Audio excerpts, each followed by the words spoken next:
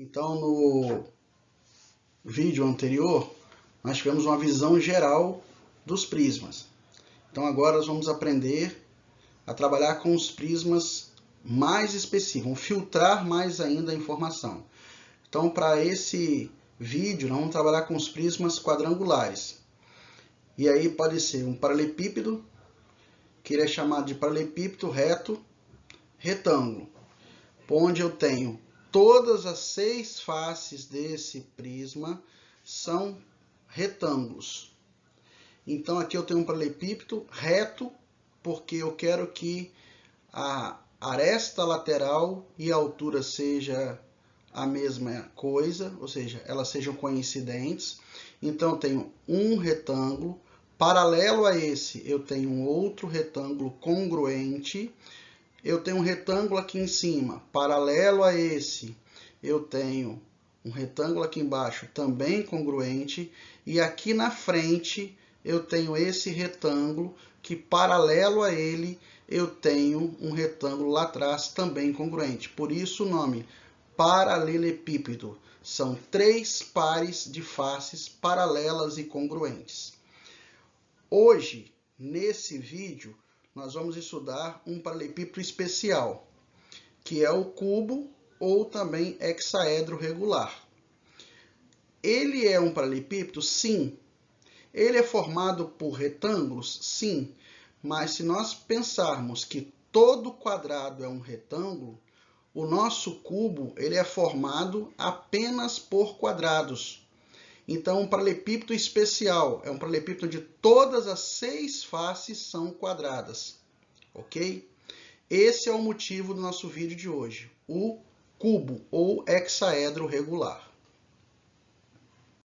Então, o cubo, como ele tem todas as faces congruentes, todas são quadrados, implica que as 12 arestas dele, as 4 aqui embaixo, as 4 aqui em cima e as 4 laterais são todas de mesma medida. Todas medem A de aresta. Então, ele é um sólido muito especial. Ele é formado por 6 faces quadrangulares regulares. Todas as arestas são congruentes. Então, isso é muito prático na hora de fazer as contas, na hora de fazer os cálculos que envolvem o cubo. Elementos importantes desse cubo é a diagonal do cubo e a diagonal da face. A diagonal da face é a diagonal de um quadrado. Basta lembrar que no slide anterior eu disse que um cubo era formado por faces quadrangulares regulares. Logo, esse D aqui, o D minúsculo, é a diagonal de um quadrado, que é a raiz de 2.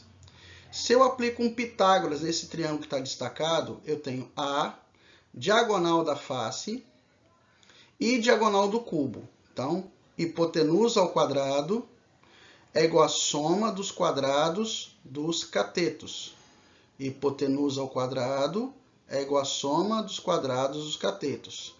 A ao quadrado mais a raiz de 2 ao quadrado, que vira 2a ao quadrado, fica 3a ao quadrado. Portanto, a diagonal do cubo é a raiz de 3. Observe que você pode se abster do uso da fórmula. Basta que você aplique teorema de Pitágoras nos triângulos retângulos que envolvem aqui, ok? Mas a gente pode lembrar que diagonal da face é a raiz de 2, diagonal do cubo é a raiz de 3. A superfície total do cubo. A superfície total do cubo, como não difere aresta da base de aresta lateral, também não difere área da base e área lateral, ou seja, todas as faces são congruentes. Sendo assim, eu tenho 6 quadrados de aresta A, todos congruentes. Então, para se calcular a superfície total de um cubo, basta calcular a de um quadrado e multiplicar por 6. Bom, então, o cubo como unidade de volume, se a gente considerar o cubo de aresta uma unidade, eu vou ter a área da base, que é de uma unidade ao quadrado, vezes a altura, que também é de uma unidade. Então, o volume de um cubo de aresta 1 é uma unidade ao cubo. Se a unidade for metro, eu vou ter 1 metro cúbico. Se a unidade for em decímetro, eu vou ter 1 decímetro cúbico e assim sucessivamente, ok?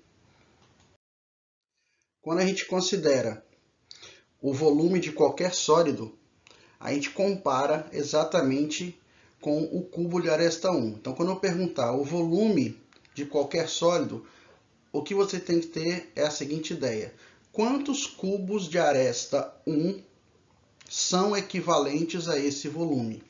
Então, por exemplo, aqui eu tenho um volume de uma unidade cúbica. Aqui, se contarmos, vamos ter 9 blocos idênticos a esse. Então, nós temos 9 unidades ao cubo. Se eu contar o número de blocos aqui, eu vou ter 11 blocos. Então, eu vou ter 11 unidades ao cubo. Forma, aqui eu tenho uma unidade ao cubo. Aqui eu tenho 2 unidades, 2 unidades e 2 unidades. Eu tenho 2 unidades aqui na largura, 2 no comprimento e 2 na altura. Então, aqui eu tenho 8 blocos. 8 é o mesmo que 2 ao cubo.